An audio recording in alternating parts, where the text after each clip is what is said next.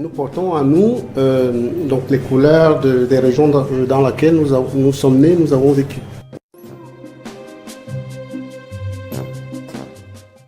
J'aime beaucoup la transmission parce que quand on ne transmet pas, la culture s'arrête aussi. Donc il faut transmettre. Mais il faut aussi amener les enfants c'est-à-dire à s'approprier leur culture et ne pas l'oublier. On peut prendre une autre culture, mais il faut savoir la gérer. Je voudrais que les petits Africains s'approprient leur culture, qu'ils sachent qu'ils ont une culture.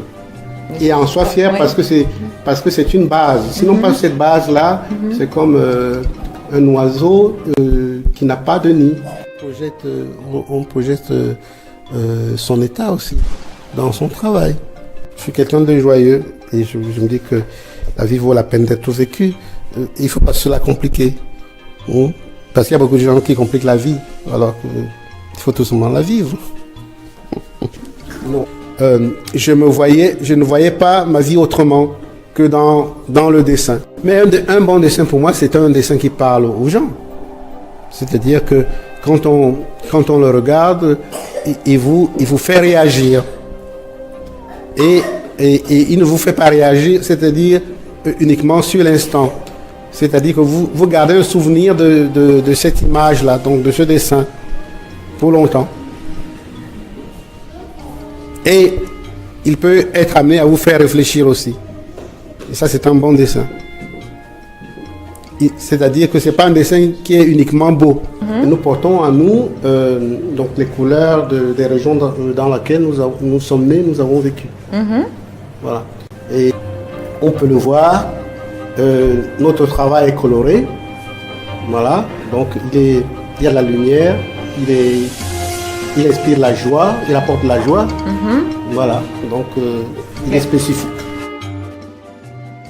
C'est-à-dire que si l'envie de dessiner te taraude, c'est-à-dire que si tu as très envie de dessiner et tu commences à dessiner, après plusieurs années, tu vas voir que tu vas évoluer. Mais si par la suite, tu as des professeurs donc, qui t'ajoutent quelques d'autres règles pour dessiner, tu vas encore dessiner mieux, beaucoup mieux. Tu comprends?